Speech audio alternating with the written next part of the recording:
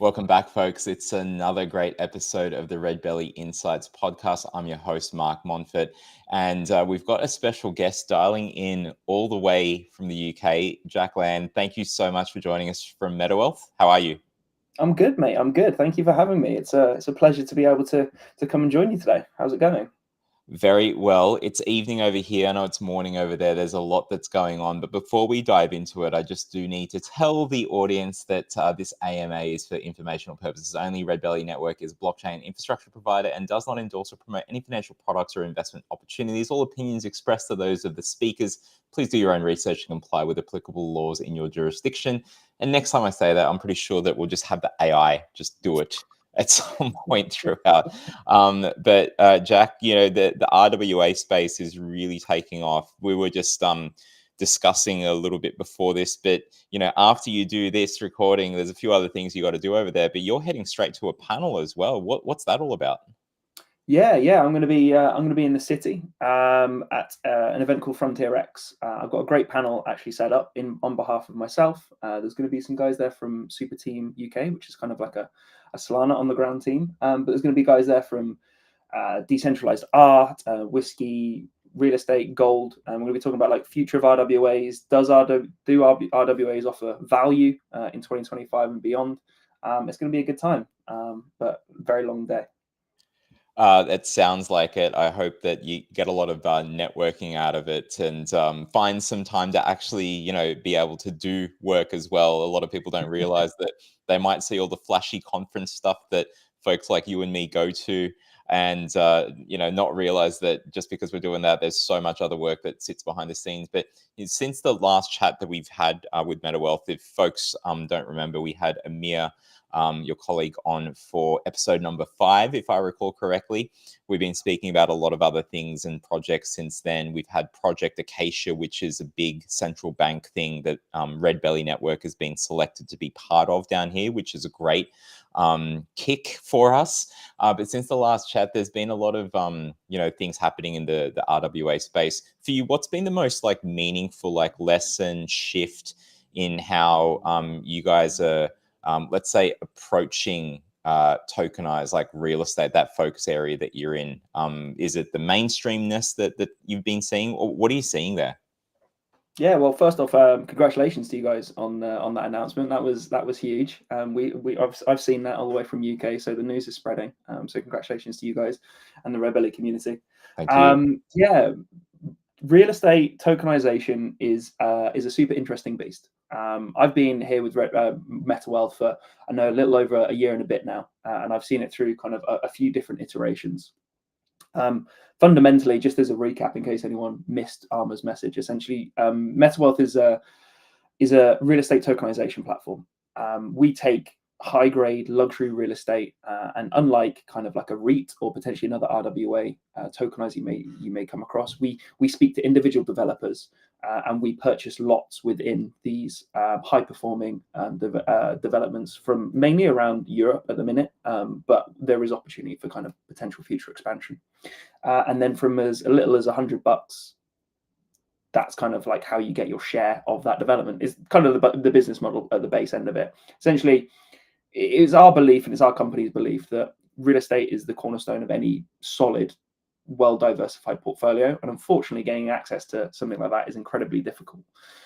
It's incredibly capital intensive. It's labor intensive. You often need lawyers and underwriters. And I mean, if you're anything like me, I certainly don't have access to those on hand on a Tuesday morning if I fancy kind of having a go. And the be all and end all is Metawealth take all of that hassle, all the way from asset identification and like developer like pre-checks. Like our team have got like 100-point checklist to make sure the developers are good, the buildings are good, the economy, local economies are good, jurisdictions, there's not going to be a problem with local government, all the way down to some of our assets and our rental generating. So if there's a tenant that's not paying his lease, we go and sort that out and make sure that our investors get their rental returns as well. So it's kind of real estate without the headache is kind of the way I like to think about it. In terms of kind of like changes and shifts, I think the whole RWA and tokenization market as a whole is shifting, and I'm not sure if you guys have kind of seen something similar. Obviously, there's been a lot more eyes on versus kind of even 6 months ago, 8 months ago. We're very much entering the zeitgeist a little bit more, and I think this is a real key time for RWAs to shine. Verticals in crypto and Web3, they rotate very quickly, and it's often the flashiest and the coolest kid on the block gets all the attention, and then coincide that with like a bit of nice price action, and a lot of really good projects get like left behind. Fortunately, we've been kind of fundamental enough to people's portfolios that we've kind of like continued ticking on, new users coming in, investment coming in from lots of interesting places. But it's really great to see like RWA is really getting like the limelight that they deserve. Like there's a lot of really great teams working really, really hard, and I'm like, why is nobody like keeping eyes on this right now? You're absolutely spot on there, because you remember like things like there was the whole friend tech that got caught the meta for a while, but there was no traction on there. Yeah. And you said as we were discussing in prep for this, a key thing about this mainstreaming is like seeing where there is actually traction on these projects. It's not just the listing of them, but we've got to actually get them like going. And whether it's the AI agents meta that was capturing the attention for a little while, and you don't see people speak much about that anymore. There's a whole lot of things where it's like, okay, hype here, hype there. What's consistently building up and progressing? And you guys have been doing that. As you said, you've flowed through a few different iterations, like many a good company startup growing into something more. Like you have to pivot and pay attention to what's going on there. So it's interesting to hear what you're saying about like what's on the ground there, because we do see some things here that mirror that, but and we're very globally connected. But do you think that there's anything, you hear about what's happening at a global kind of stage, and you have to be in your position, right? But do you think that there's anything that's different on the ground when it comes to what you see in the UK or in Europe in general that is different to, the global kind of average? Is there something unique there, or is it pretty much the same? Honestly, when I say the business has shifted a lot in the last 6 months, I'd say it wasn't even from like an investor profile perspective. So in marketing, I get to see all of the customers that are coming in. I can see when I'm doing a really good job, and I can see when I need to crack the whip a little bit. Interestingly, what I see at Metawealth is a huge proportion of our investors are and continue to actually be Web 2. They don't even know they're really using crypto rails, which, depending on the audience you speak to, either like wince or get confused, or are like, okay, that's really, really cool. I sit in the latter, being that that's the true future. That's the panacea that a lot of people, when we talk about crypto, Web3, blockchain, like it's just the tech we use, it's the rails, and then the interface is kind of like that's down to the end consumer's use case. So I'm seeing a lot of like Web2 investors suddenly getting interested, and it is like a boon to Metawealth and the product we're offering. It's a little easier hop, skip, and a jump between us and then an AI degenerate meme coin. But like we're happy to be that hop, skip, and a jump. Like I want to be the place where you've got your friend and they've purchased a couple of blue chip coins on a sex. I speak to a lot of people and they're like, yeah, but what do I do now? Like, what's the fun bit? Like, where does the fun come? And I'm like, right, you need, okay. And that bit there is always forgotten about. Like nobody's like getting them over to the area that's like, we're all having the fun and the party over here. How do people get from there to there is like actually a massive knowledge gap. So that's one side. The other side, which I'm finding really interesting, and which you guys might find interesting, is on the developer side and also on the institutional investor side. So institutional investors, historically, just looking at Metawealth, but also looking at tokenization or even crypto full stop, has been a really, really hard battle to fight. But what we're seeing now is risk profiles kind of aligning with the reality. Like these banks and hedge funds and mutual funds, they're historically very risk off. An offering like Metawealth is inherently actually, like, as far as like global economics is concerned, actually quite risk off. So we've done a couple of like changes in the business, and we're now seeing institution inflows, which is like it sounds really good for Metawealth because institutional inflows are always really, really good, but it's actually more of like we see it more as like a green check mark, because if these institutions do the due diligence on us and we're fit for investment, it means for Jimmy on the street, like the job's done, like, like the hard work's done. And then the final bit of that would be the developer side. Interestingly, I spoke to a developer just yesterday actually, and they were talking about like press releases and understanding our business. And developers are a very conservative cross section of people. They have to be, because of the people that they get into invest in early stage properties. They're very, very risk off. As soon as some people hear about a tokenization platform coming on board, it can raise a few flags. So we have to be quite careful sometimes about like how and also when we're able to speak about some of the properties we list. We were having a conversation with a developer yesterday, and these guys are, fortunately for us, actually quite forward thinking, and they see this as a massive opportunity now. And they're now coming to us and be like, how can we co-promote this, that a tokenization platform is coming on board to buy some of our real estate? And I was like, dude, suddenly that's really, really cool, because it's like we've gone from like a major risk factor to actually being a way that they can sell it to a new cross section of investor. And that's like the forward thinking mentality that I think is slowly coming into the space.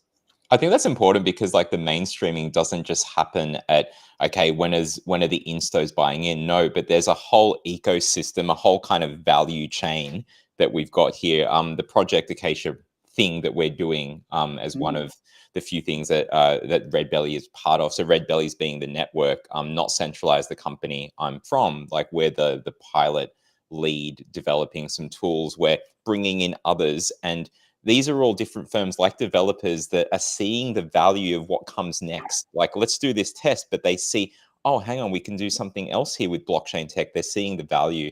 And I think that's really important to highlight. So great to see that you guys are having that.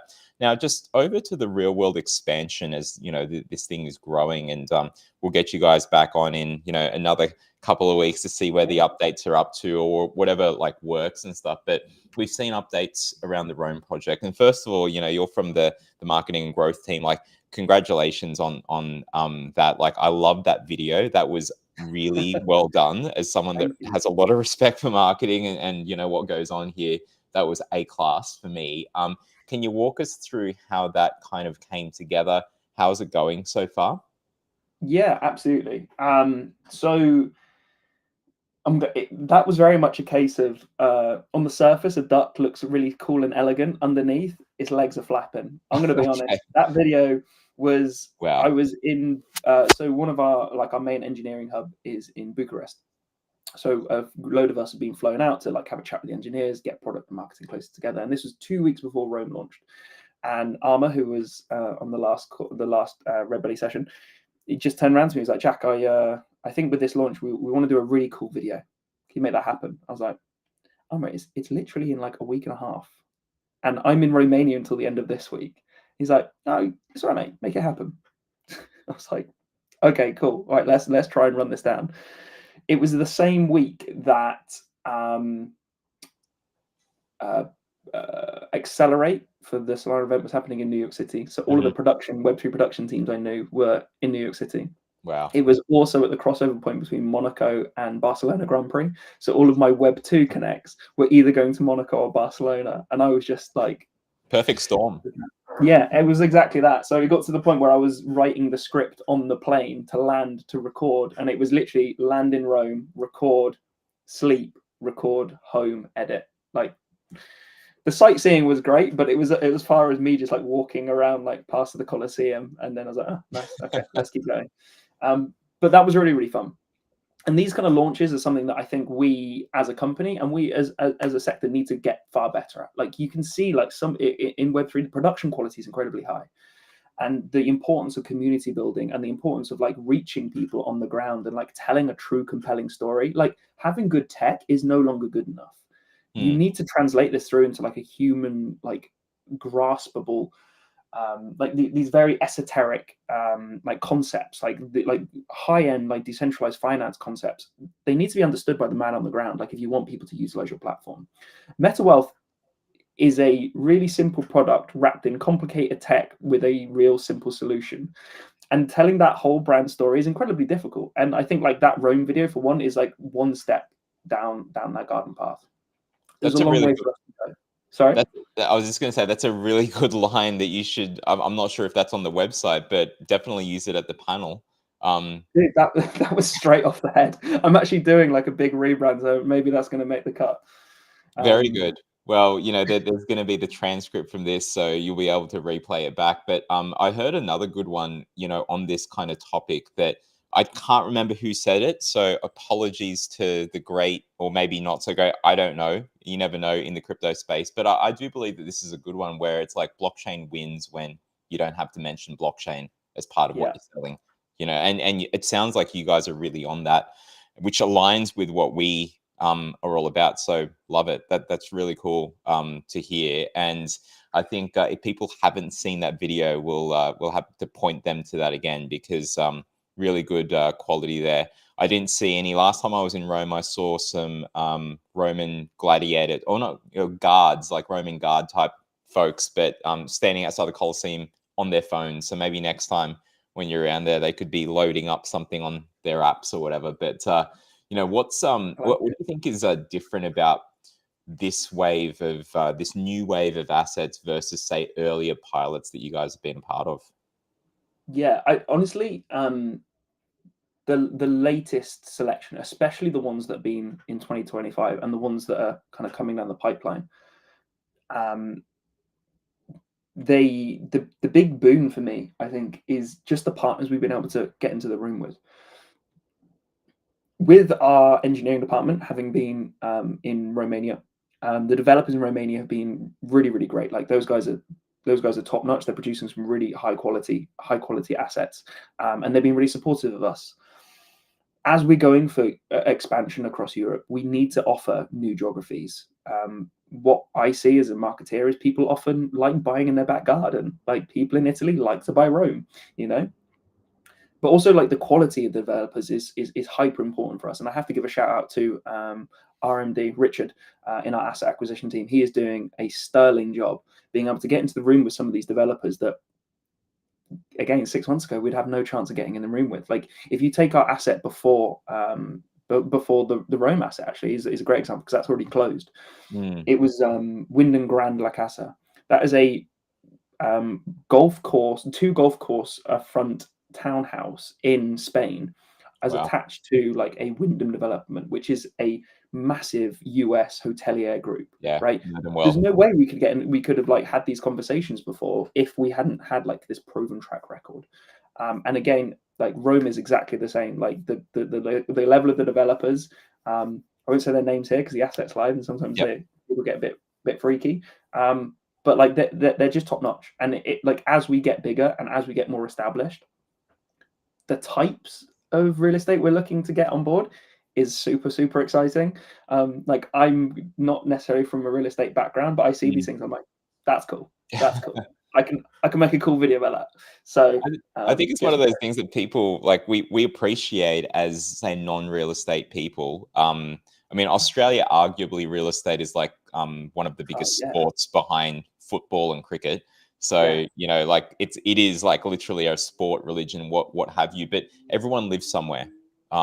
Everyone knows about real estate and just how that is. It's something that is touching each and every part of our life. So it is impressive, I can imagine, when you see some of this stuff, and we're looking forward to seeing what that looks like, as we progress. And I'm sure that the audience down here in Australia is going to love that because, hey, we love real estate. So well done on all of that. The next one I'd like to get into is, what do you see as this is more about technical qualities, but what do you see as the most important, say, technical qualities for any blockchain that's handling things like RWAs, like throughput, governance, compliance, readiness? Do you have some opinions on that sort of thing? Yeah, honestly, I think all three are incredibly important, right? Like for us, the hardest, whenever I speak to people about tokenizing, especially real estate, like tokenizing real estate is one of like the OG use cases for blockchain. It's like, dude, why can I not just sell my house without having all of these intermediaries? And yet so few have been able to actually bring it to fruition. And when I speak to people, like they're like, how did Metawealth do it? And a lot of people still now like go directly for funding, right? They're like, we need capital to buy real estate. Answer is, in reality, it's legal and compliance, which is the first loopholes you need to jump through, and they are the hardest and also the most expensive. That goes to the blockchain that you're ultimately like residing in, right? It needs to be compliant. It needs to have strong governance so you can ultimately fulfill this overarching legal and compliance requirement to bring tokenization to life, right? Like these are hyper important. Obviously, like on the back end, you also need like strong uptime. You need great throughput, but like fundamentals of the blockchain need to be there. And at the minute, like there are some really great blockchain, like new ones coming through. They're gonna be amazing. They're gonna be big disruptors to the space. But they need to answer some of these fundamental questions very early on, and that's kind of how we've taken our blockchain selection. Very, very importantly, very like in terms of cadence and order. And finally, like the third point is honestly like about community and people utilizing the blockchain. So having the best tech in the world is amazing, but if the volume isn't there, or if the consumer demand for your individual product isn't there, or it makes it a very difficult conversation. Like I love speaking to brand new people. I always say like most of our users are Web 2, so we're there on Rails in. But it's so nice to have like a really great community that's pre-existing on the blockchain that want to engage with products, that believe in the vision and like buy into why people are coming in and like get excited about new projects launching on their blockchain. And that's kind of, for me as a marketeer, like the best place to be, because having these communities that are being vibrant, having like conversation, have people willing to trial out and like jump into test nets or whatever it may be, that for me is super important. So like, yeah, strong community, strong tech, and good legal and compliance guidelines for me is the panacea. I like it, and definitely a panacea, because there's a lot of and you would see this in the RWA space. The guys have spoken about it here, but then we've also seen others research and speak about this kind of stuff where typically it was only really TVL that was cared about, like what do you put on chain, but there's so much more behind it. And I've seen others talk about the research about uptake and yes, the legality of things, and but not many have spoken about community. So I think that's a very important addition, because we are nothing without the community. Speaking of blockchain selections, and obviously you guys selected Redbelly to partner with for this, but you're also active on Solana too. What role would you say that Redbelly plays in your like multi-chain strategy? Yeah, absolutely. Well, Metawealth are fundamentally multi-chain. Our first chain was Ethereum. We had a lot of success with Ethereum. Like still, like there's opportunity. We moved over to Solana for the aforementioned reasons. Obviously, like the community is huge. Like it's undeniable that kind of exists there. But fundamentally, we as a company, our whole ethos is accessibility, like through and through. So why wouldn't we take like a multi-chain approach, right? The whole idea is like, look, we want to democratize access to real estate. That's one of like the big taglines that we have. You can't democratize access if you hold yourself into like a small little pen. What we need to be able to do is like open up the opportunity for as wide a bucket of people as possible, and like see what the appetite is there. And obviously we look to Redbelly, like you guys like have got really great RWA chops. Like you guys have got like a proven track record, and like it just kind of like made sense for the partnership to kind of come about. Metawealth are always keen to we'll test anything, right? Ultimately, at the end of the day, we're here to supply our services to as many people as physically possible. So we're always open for a test, and we're always happy to like build on partnerships and build on communication. And this was just a great opportunity that came to us. So we were like, yeah, absolutely. We'd love to sit down, have a conversation with Redbelly team, speak to the community, see if we can bring something cool, bring something bespoke, and just see what the temperature's like. I think that's a great answer. And, to your earlier points before about the types of things that people care about, that compliance side of things, the legal side, when it comes to that Web 2 world where a lot of your customers are coming from, imagine just throwing them into the Wild West, where it's like 12-word seed phrases and what? KYC, that they don't have that. So I don't know who the other person is. very Yeah. hard to bring, like, and we were speaking before, you're in London. I used to work there in the city, and a lot of my old investment banking mates would not touch this stuff with a 10-foot Yeah. pole had it not been for the continual addition of guardrails that are needed to bring, like, we've got great blockchain tech, great programmability, but without the guardrails it's kind of useless, right? So I think that we are moving towards that part of mainstreaming. And speaking of, like, you mentioned accessibility and trust, I wanted to ask you about designing accessibility, not just like the low entry points, but also the UX and the education, really important stuff for people that are completely new to tokenized real estate. Could you talk to us more about that, and what your thoughts are there? It is ludicrously difficult. Ludicrously difficult. Um, the audiences are so vast in the space that there's no preordained path to walk down to educate people about these kind of things. Like, all you have to do is, like, for Metawealth, all you have to do is, like, look to our forecast ROIs, right? I turn to a Web3, like, DeFi liquidity pool trader, all the, like, full degenerate. The ROIs, like, they're healthy, but, like, right now price action's good. I can make that in, like, a perp long over here.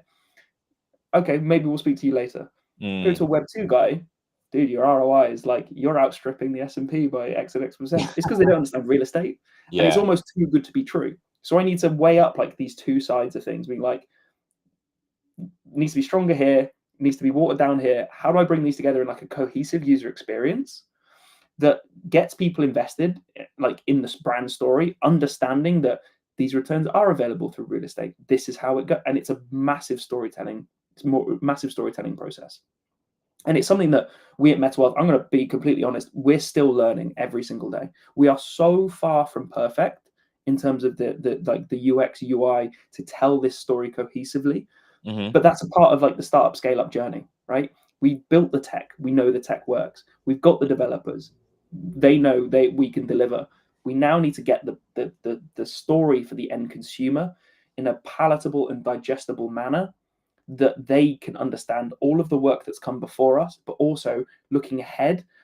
Why should you be excited about, like, getting involved in this firm right now?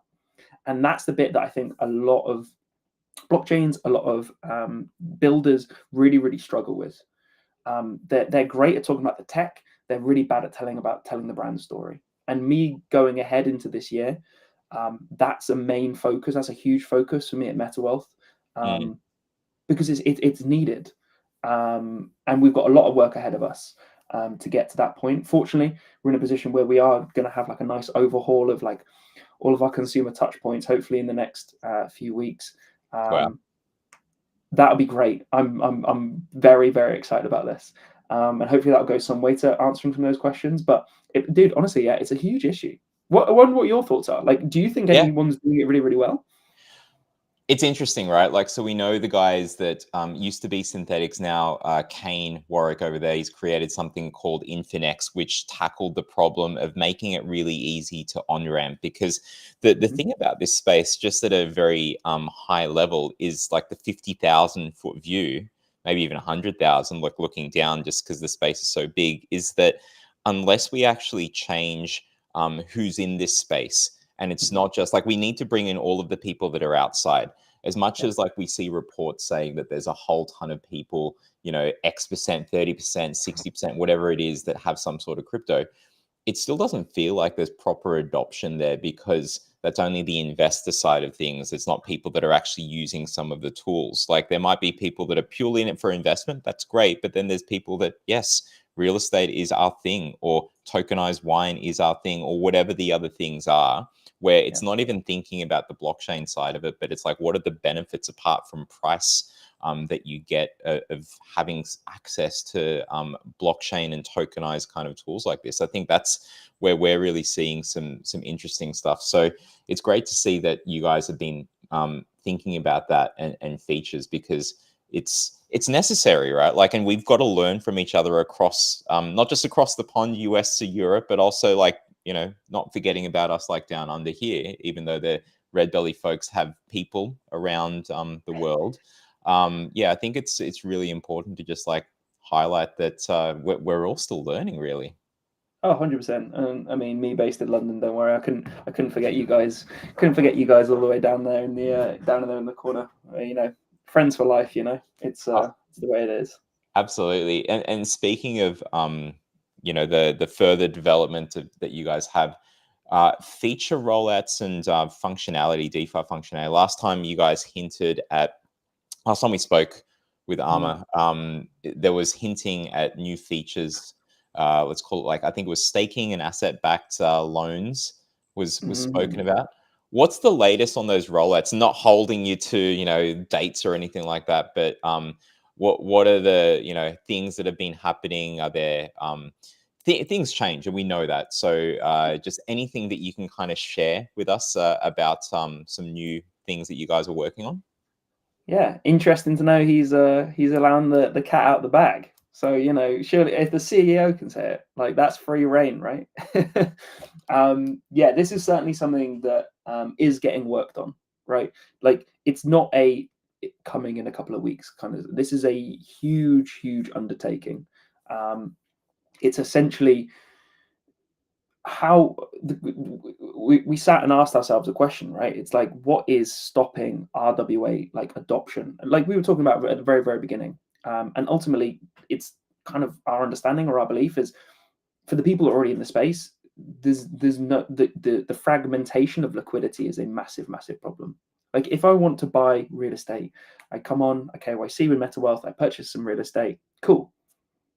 But now I want to do some gold, or now I want to go do some GPUs or green energy, or go TradFi. I'm like, cool, I can build myself a nice basket. That doesn't exist right now. Like, nobody's got this unifying like layer, and that's kind of a question we're looking to potentially branch out and answer, and that comes through from the opportunity for like staking, or baskets, or loans, or collateralization, the whole thing. So it's something that we're looking into. And something that like the team are very excited about. I think we're in a great position because we have one of the largest and also one of the hardest to tokenize, I guess. Like, we're in a great opportunity to bring this to the forefront, but in reality, it's kind of like an activation. Like, it's for everyone in the space to make RWAs better. And it's ultimately to make the end consumer have a much better experience versus kind of like just rolling out products for the sake of products. But I don't know how much more I can say. So Yeah, no. I'll leave it at that. I've got to That's skirt along. Like, I've got to remember what people have kind of like accidentally leaked in podcasts or like boardroom meetings before. It's like when you see actors. I think Tom Holland's like one of the worst Yeah, at leaks, exactly and then that. he realizes the look on his face when he said something he's not supposed to. Yeah, Yeah, exactly that. we definitely want to avoid that. But let's speak about something that we can say, which is like, what excites you the most about the RWA and, say, DeFi intersection? Honestly, it's so exciting. Like, I had a great podcast a few weeks ago at a startup village, and we were talking about this, and it's just like, for me, like, access is so important, like genuine, like democratized, like we use that as our tagline in Metawealth, but it goes across all of finance. Like, if you look to the world's millionaires and billionaires, it's famously they take loans out against their assets and purchase more. That's the flywheel of success. Like, How they everybody grow. knows it. Yep. That is not an accessible. Like, man on the street can't do that right now. Why not? Right? We're supposed to live in an, like, quote unquote, equal democratic society. Why are these opportunities not available for like man on the street? That's the bit that gets me excited. Like, it's like a purpose meaning, right? Like, why shouldn't my friends, my family, you, me have access to this kind of capabilities? That's where DeFi RWA cross section, because that's what I think about crypto. Like, the full, like, doesn't matter who you are, doesn't matter where you are, you have got the same opportunities, you've got the same access as everybody else. And as the world continues to get smaller, equity of opportunity becomes a much more powerful force, and we kind of like need it, as the world has never been closer but more fragmented. there has to be like, everyone needs to be working towards like a single sort of source of light. And for me, it's kind of, that's as close as I can do. I'm just a marketer, right? I'm not going to change the world, but if I can like help shift something a little bit further down the line through a nice video of me walking around Rome, then Yeah. power to it. That's Sparking kind of an my idea. lens. Yeah, I could see it. Like I could see the how it plays out. We unfortunately we don't get to see a lot of these stories that may happen because someone has seen one of these videos or seen you on a panel or read some writing that you've got or like seen a quote that we put up there about the equity of opportunity and stuff. But it does spark back to the reason why some of us, not everyone, but like some of us are in the blockchain space because it is that groundbreaking kind of tech that just levels the playing field. No longer should it be that world where things are inaccessible to the vantage few, like it should be. We might not have as high a number as them, but if you collectively put us together, we're just as powerful. It should be the mantra, and I think that we can do that. So it's nice that you touch on that because we often forget. And we're trying to program, we're trying to do this, we're trying to tokenize that.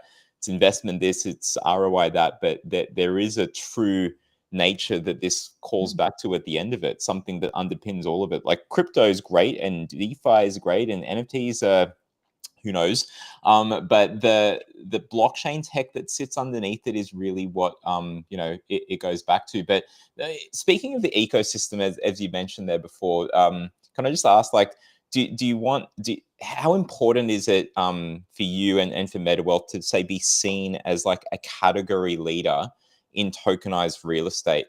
Not just like a tech tool, but more about like you guys could be like a movement builder. How important is that? For me, it's important because I know the founders. I know why they built this company. The reason I joined this company is because when we were discussing it, he brought up the same points that I just brought up about, like the equity, the availability, the access. That's why I think it's important that we are seen as like a voice in the crowd, I'd say. Because if you meet any of our engineers, if you just spend a couple of minutes in our Slack chat every day, you understand like end customer is number one. There's no pass for a customer having a bad experience. There is no pass for like fortunately, touch wood, hasn't happened up to this point, but like issues with funds, like that's not something that like that's a no-go. And I think these good actors, especially within crypto and blockchain, need to be shouted about and they need to like have their voices heard, because unfortunately we found ourselves in a place of the last few years, the bad actors have had their voices shout far louder, and bad news travels far faster than good news. So it's a kind of about consistency. And at least with Metawealth, I know that we're telling a good story. We've got a good product and the customer is protected at the end of the day. And for me, that's really important. As far as the RWA space goes and tokenized real estate, but the whole ecosystem, we're so like, I know we're so new is banded around so often, but legitimately, if you look at the size of like the TAM on tokenization markets for any vertical, it's huge. We speak all the time, myself and my marketing team. We have podcasts and recordings just like this with people who would be considered competitors to Metawealth, and we often get asked like, "Why are you guys having them on?" I'm like, they're a good voice, they've got a good product, and a rising tide lifts all boats. We can't take the whole thing. No one can take the whole thing. I mean, maybe BlackRock, but that's a side point, Yeah. I'd much rather amplify the good voices, the guys that are doing really, really good work, get people into good projects, because good experiences will onboard their friends, their family. And then we can get to this point where like we have like a really cool new economic system. It forces you to actually do better yourself as well. Like if we just work in our bubble and hope that someone will come to us. And it also speaks to that whole, and I can't remember what this is in marketing, which I did 20 years ago at uni. I'm not a marketer by trade, more data science guy that was seeing the need to do this, running my own businesses and doing some other things. But like the whole point around like, why does a McDonald's sit next to a Burger King, or in Australia it's Hungry Jack's? Like, why would these restaurants that are similar just park themselves next to each other, because that's where customers go. And when people are going to look for real world asset tokenization and real estate, if they see one, they're going to choose which, you want to be seen where people are going. And I think it's great that you guys do. I did not realize that. I love that fact. And I think that more of us in this crypto space need to take that ethos, because we're almost like too small. I hear this phrase that we're too small to be fighting with each other. We should be collaborating more than anything. We need to grow that pie, as you said. So Yeah, 100%. really interesting. Let's get to, as we're rounding out and stuff, the looking ahead sort of thing. That where do you see tokenized real estate, say, heading? Crystal ball, 12 months. Maybe you might get this on the panel. Good time to practice an answer Yeah, I'm here. getting all of this is like great warm up for me, right? First thing in the morning, jump on a call, and this is where I'm at. So I feel good and prepared for the day ahead. Honestly, I think we're just going to see greater adoption. I think we're going to see a diversification of the kind of real estate you can get involved in. Like retail is kind of widely open. There's a great swash of guys in the EU doing it. There's a huge amount in the US, and things are happening in the Middle East, which are really, really interesting. We're keeping close tabs on. But like, I'd love to see like a little bit more diversification. So again, going back to what we just said about a rising tide, there's a great project we're really good friends with called Refi Hub. They do sustainable green energy. They essentially go out and they purchase like 50-year leases on like green energy grids or solar panels across like South America. And essentially it's a facilitation to give local people access to energy, and then the globe benefits off the yield that it generates. Like, these kind of real estate deals are really, really interesting. And maybe not something that you've kind of looked at. What if in Australia we had tokenized gold or opal, right? Like, suddenly it's like, okay, I'd love to have like an equity share of output from those mines, and then that becomes a facilitation for prospecting or whatever it may be. That could be really, really cool. And there are firms currently exploring that and going into that in more detail. I think an expansion across like what is available for customers to purchase is going to be really, really cool to see. That comes into like the diversification angle, that comes for like the baskets angle as well. I think we will see much greater adoption. The problem that I see tokenized real estate has right now, it's just a lack of understanding. We're often compared to a whole range of RWA real estate specific tokenizers, and they're like, oh, are you similar to, or are you a competitor to? And it's like, no, because we're doing it very different. You've got guys that are doing like derivatives on cities. You've got guys doing single home dwellings. And it's like, nobody's doing it the same way, and that's causing a lot of confusion in the customer's mind. And it's like exactly what you say, is like, if I've seen one, I've seen them all, but we're all doing it differently. So you need to, I think that's going to be an interesting hurdle we have to overcome. It's going to be interesting as well, like when you see this in the traditional kind of markets where you can invest in things. When something is big enough to be worthwhile, no doubt the investment banks will come marching in with their sell side equity research analysts, like I used to be, and find a way to rate the different classes and go into the nuance there, which eventually starts to trickle down from the instos into what retail get to have. But without that, people are trying to figure out the noise, because and that's why I just wanted to say that, because it goes back to what you said before. It's the education piece that's really important for what you guys are doing, and I think you guys are doing it well, especially with the videos getting out there, and really looking forward to the website overhaul and what that's going to look like, because I think that I can just imagine it's going to be a lot easier for people to be able to understand that. So we'll be sending our folks over there, that's for sure. But what's on the say immediate kind of roadmap that apart from what we've just said throughout this episode, but are there other things that our friends, our community at Redbelly should be keeping an eye out for? Yeah, absolutely. I mean, I'm just trying to figure out in my head what date it is today and where we are when this goes live. But keep your eyes open. The Redbelly Twitter and all community pages, because there is going to be a really cool announcement coming very, very soon. You can find out more about it on the Metawealth community channels as well. Our Twitter is our best protocol to go to. We obviously have Telegram attached to all of that. But we do have a really cool announcement that I think the Redbelly community will be very excited about. A lot of added value, a lot of education, a lot of learning, and a lot of opportunities. And I think that'd be the best thing to pay attention to. And then longer term, let's see what happens. There's a lot of conversations to be had. There's a lot of real estate to be bought, and there's a lot of work to be done, I'd say. Hopefully not so many perfect storm. Jack has to last minute fly from holiday to some other city somewhere with a tripod and some ideas on a laptop. Hopefully you get a bit more time for that planning stuff. I guarantee that's still going to happen. I guarantee it. I know. We just got to wish each other well, but we know how this space works. But I was going to ask, like, what's the best way for people to check it out? You've covered that. I think there's going to be some really interesting stuff. People are watching this on our Thursday morning or watching the replay whenever it is after. So really interesting stuff to keep an eye out for there. But Jack, we're going to have to get you back on. I wish you all the best of luck for the rest of your morning. Sounds like it's jam-packed. Hopefully you get some rest later on. And if not today, maybe the weekend or something. So good luck. Yeah, we'll get there. Weekend's only a few days away. Oh yeah, exactly. I thought it was Wednesday here, so my days are all blur. But thank you so much. That was episode 13, everyone.